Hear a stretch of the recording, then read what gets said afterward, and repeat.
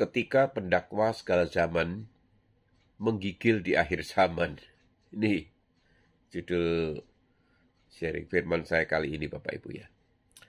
Karena telah dilemparkan ke bawah pendakwa saudara-saudara kita yang mendakwah mereka siang dan malam di hadapan Allah kita. Wahyu 12 ayat 10. Shalom Bapak Ibu. Saat sang pendakwa mulai gemetar, Bapak Ibu dan saudara-saudara yang dikasihi Tuhan, sepanjang sejarah manusia ada banyak raja yang jatuh ya. Ada banyak kerajaan yang runtuh. Ada banyak filsafat yang lenyap. Tetapi ada satu makhluk yang sejak awal tidak pernah berhenti bekerja, Bapak Ibu. Ketika Adam jatuh, ia ada di sana. Ketika Ayub diuji, ia ada di sana. Ketika Yosua imam besar berdiri dengan pakaian kotor, ia ada di sana. Ketika Petrus hendak diayak seperti gandum, ia ada di sana. Ketika Yesus dicobai di padang gurun, ia juga ada di sana, Bapak Ibu. Namanya adalah Satan, yang berarti lawan. Disebut juga diabolos, si pemfitnah.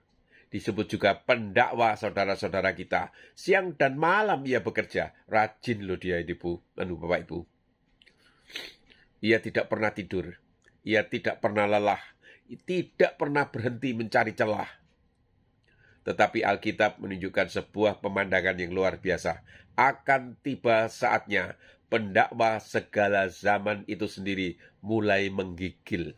Bukan manusia yang gemetar di hadapannya, melainkan dia yang gemetar di hadapan tahta Allah, Bapak Ibu. Inilah si pendakwa yang hidup dari kesalahan orang lain. Satan memiliki satu pertanyaan utama. Mendakwa. Pekerjaan utama. Ya, bukan pertanyaan utama, pekerjaan utama. Ia adalah jasa kosmik, jaksa kosmik. Ia mengumpulkan kegagalan manusia seperti apa ya? Seperti seorang kolektor yang mengumpulkan harta ini, Bapak Ibu. Ia mencatat dosa, ia mengingat kesalahan, ia menyimpan luka, ia memelihara tuduhan. Ketika Petrus menyangkal Yesus 3 kali, pendakwa berkata, dia tidak layak. Ketika Daud jatuh di dalam dosa, pendakwa berkata, dia tidak layak. Ketika Musa memukul batu, pendakwa berkata, tidak layak dia. Ketika engkau jatuh berulang kali, ia juga berkata, engkau tidak layak. Dan anehnya, tuduhannya sering benar, karena manusia memang berdosa. Ia tidak perlu mengarang banyak kebohongan, Bapak Ibu. Ia cukup menunjukkan kenyataan. Itulah sebabnya pendakwa terasa begitu menyakitkan, Bapak Ibu.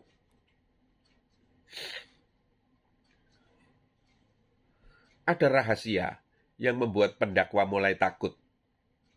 Mengapa iblis mulai takut? Karena suatu hari di Golgota terjadi sesuatu yang tidak pernah ia perhitungkan.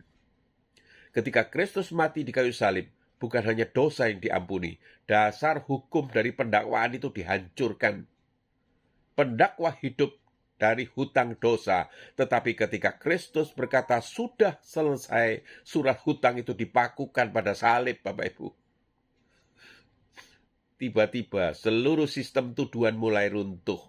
Iblis masih dapat menuduh, tetapi ia tidak lagi memiliki kemenangan mutlak, Bapak Ibu.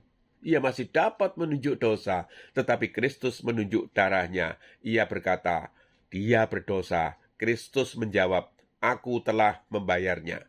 Ia berkata, dia gagal. Kristus menjawab, aku telah menebusnya. Ia berkata, dia tidak layak. Kristus menjawab, aku telah membenarkannya. Sejak Golgota, pendakwa itu sebenarnya sedang menjalani masa kekalahannya. Iblis mengetahui, jelas-jelas mengetahui, waktunya pendek, Bapak Ibu. Wahyu 12 mengatakan, karena iblis telah turun kepadamu di dalam geramnya yang dahsyat, karena ia tahu bahwa waktunya sudah singkat. Perhatikan baik-baik. Yang mengetahui akhir zaman bukan hanya gereja, Bapak Ibu. Iblis juga mengetahuinya. Mungkin banyak orang percaya hidup seolah-olah dunia ini akan berlangsung selamanya ya. Tapi iblis tahu jam profetik Allah sedang bergerak. Ia mendengar detik-detik yang tidak kita dengar. Ia melihat bayangan yang penghakiman yang semakin dekat. Ia mengetahui bahwa sejarah yang sedang berjalan menuju ke satu titik akhir. Karena itu, aktivitasnya meningkat. Karena itu, tipu dayanya bertambah. Karena itu, kebingungan rohani semakin besar. Karena makhluk yang tahu dirinya akan kalah, biasanya menjadi semakin ganas. Seekor binatang yang terpojok akan menyerang lebih liar daripada sebelumnya. Demikian pula iblis di akhir zaman ini, Bapak Ibu. Ada suara yang tidak pernah didengar iblis sebelumnya. Bayangkan hari itu.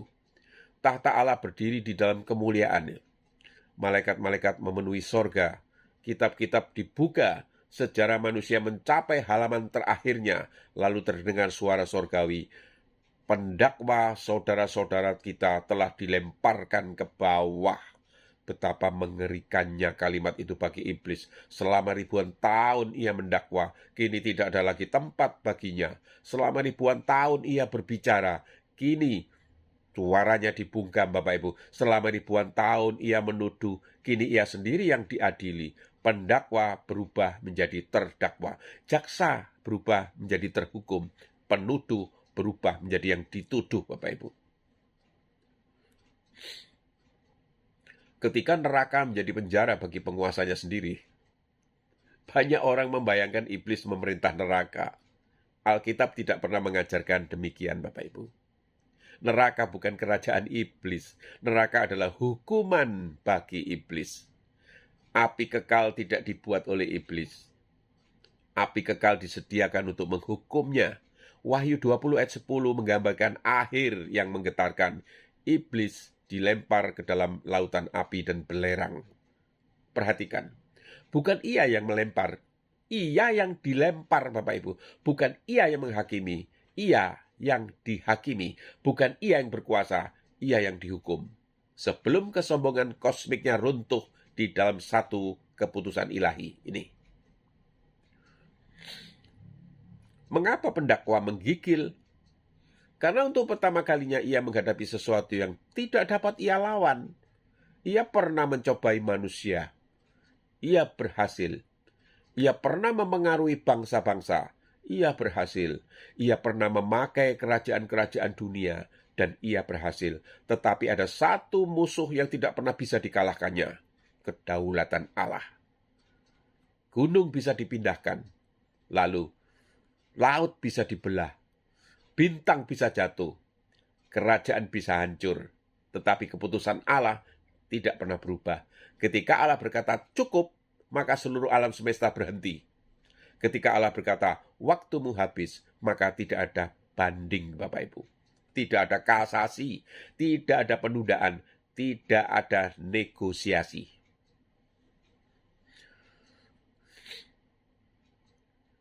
Gereja yang tidak lagi takut kepada pendakwa. Inilah kabar baiknya. Gereja akhir zaman tidak menang karena sempurna. Mereka menang karena anak domba. Wahyu 12 ayat 11 berkata, mereka mengalahkan dia oleh darah anak domba dan oleh perkataan kesaksian mereka. Bukan karena mereka tidak pernah jatuh. Bukan karena mereka tidak pernah gagal. Bukan karena mereka tanpa kelemahan, tetapi karena darah Kristus lebih kuat daripada seluruh dakwaan iblis. Ketika iblis berkata, kamu tidak layak, gereja menjawab, benar, tetapi Kristus layak. Ketika iblis berkata, kamu penuh dosa, gereja menjawab, benar, tetapi darah Kristus lebih besar daripada dosaku. Ketika iblis berkata, kamu akan binasa, gereja menjawab, Kristus telah bangkit. Ini tangisan terakhir sang pendakwa. Bayangkan hari terakhir sejarah ya. Matahari terakhir malah telah terbenam ya. Sangkakala terakhir telah berbunyi. Kitab terakhir telah dibuka. dan pendakwa segala zaman berdiri tanpa satu pembela pun. Ia yang dahulu menuduh seluruh dunia, kini tidak mampu mengucapkan satu kata saja. Yang dahulu membuat bangsa-bangsa gemetar, kini menggigil sendiri. Ia yang dahulu mengejar orang kudus, kini melihat orang kudus dimuliakan. Dan di tengah kemuliaan surgawi, terdengar nyanyian yang tidak pernah dapat dihentikannya. Keselamatan dan kuasa dan pemerintahan Allah kita dan kekuasaan Dia yang diurapinya telah tiba. Hari itu bukan hari ketika gereja gemetar. Hari itu adalah hari ketika pendakwa segala zaman menggigil.